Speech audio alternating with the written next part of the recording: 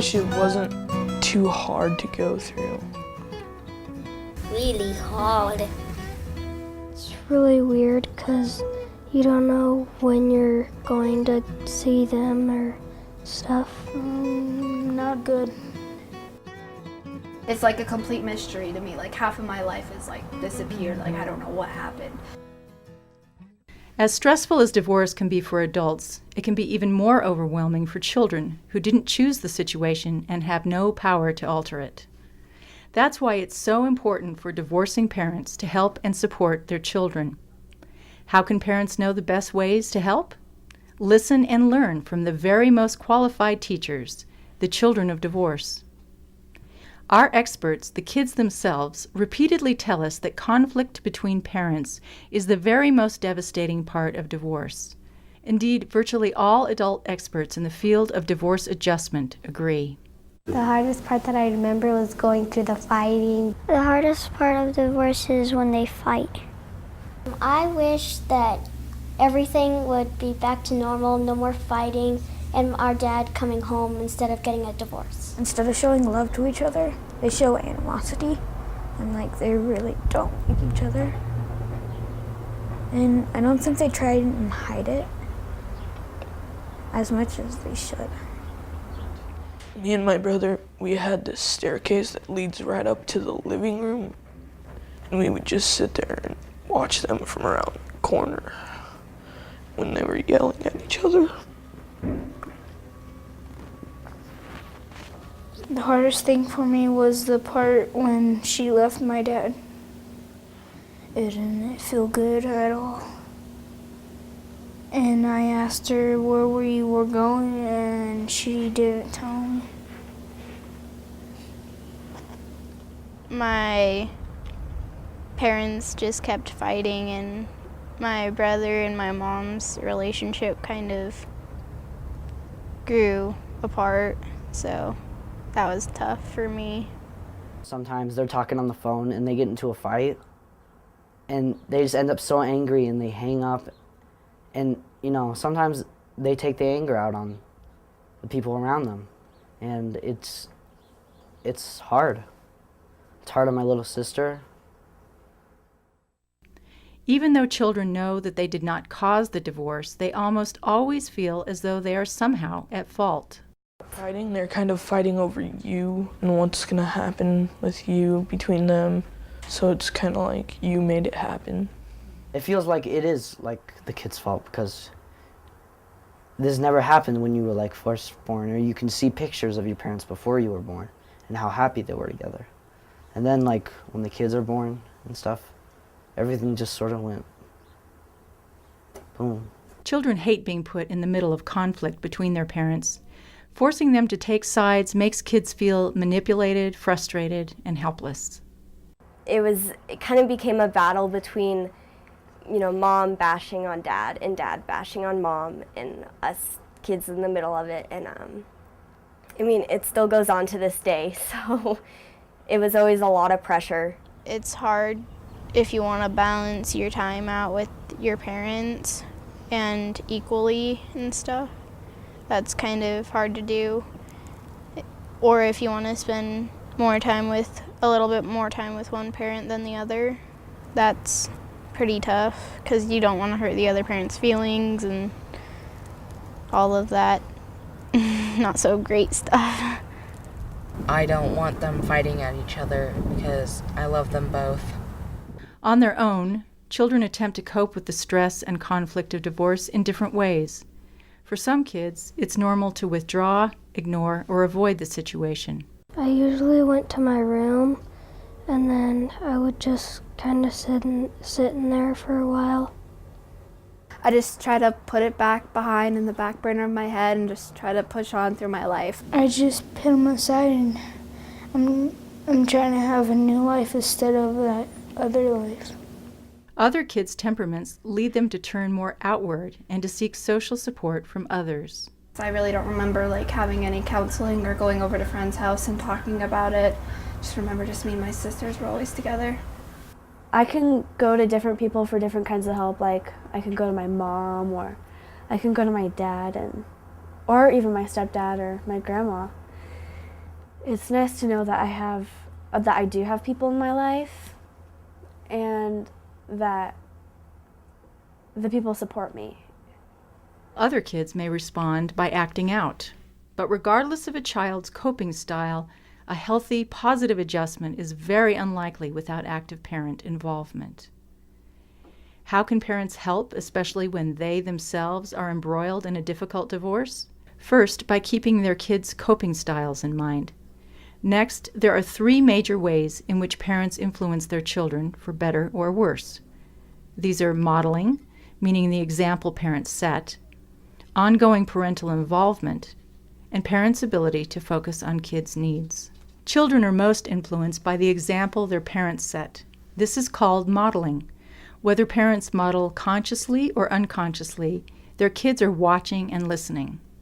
It should come as no surprise that the better job parents do in adjusting, the better job the kids will do. I think that kids learn to be grown-ups from their parents. So if you don't have your parents, then it's definitely a lot harder.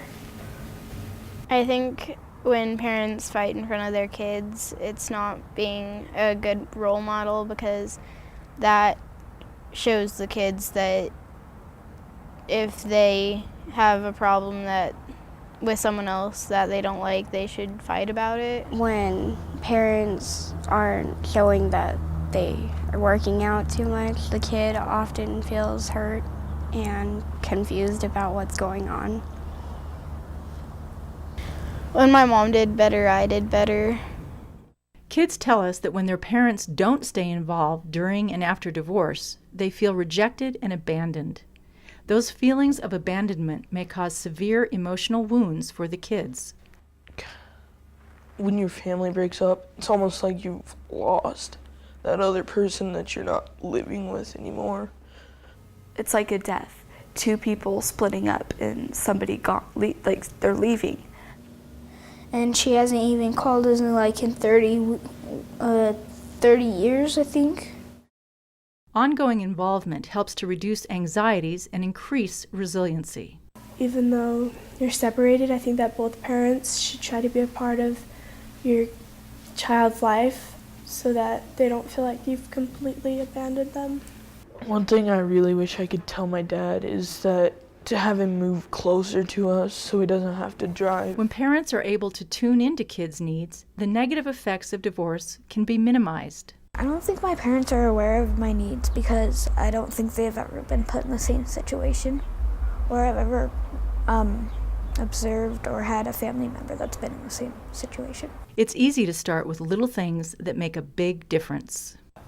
My dad shows me he cares about me by calling me every night, and if he can't get a hold of me because I'm busy, he texts me and leaves me a message. My mom set up an email thing for me, and so I can write letters to him and stuff. Things that my parents have done to help me adjust to the divorce is they first bought me a bunch of books and they read them to me like it's not my fault and stuff. Parents could help more by talking to us and telling us more that's going on, and having alone time without your sisters or your brothers, and just helping us, and if we need to cry, help us cry. And many parents, especially those competing for the love of their children, try to buy their kids affection. We come back to her. Do you know what? She can get us a bike, brand new. But it's not about buying things. Over time, that just doesn't work. He can try to buy us all these things, and it still won't make it up because we're so hurt from all the things that he's done that the only way to make it up to us is by stopping what he's doing completely. Kids need your time, love, and attention. I guess my mom thinks about it, and she tries to show love in a different way for it, but it's no, I don't really need that. I want to talk about it. I think they care about all 3 of us a lot because since the divorce, I think that brought more caring into it because they wanted to make sure that we were happy but didn't worry about the whole situation. They care about me. I mean, my mom has always done what's best for me, and my dad is learning too.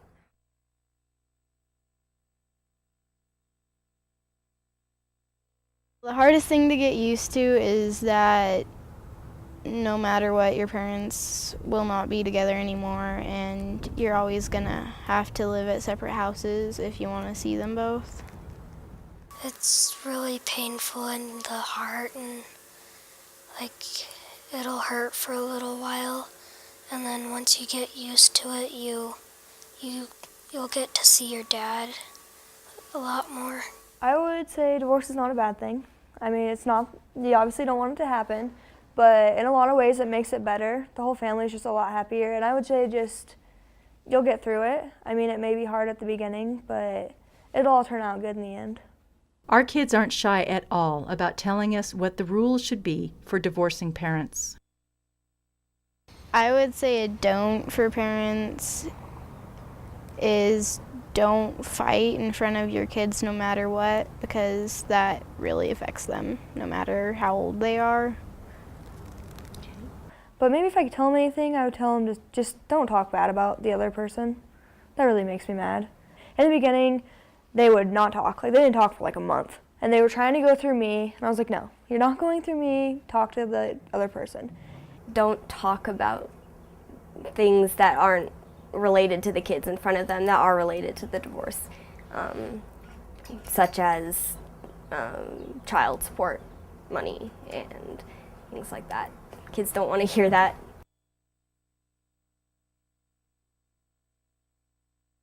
Make sure the kid knows that it's not their fault.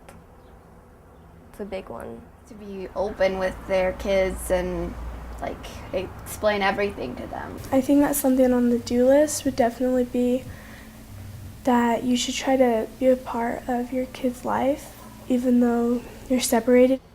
Always reassure your kid that you're there for them, no matter how the parents feel about the situation.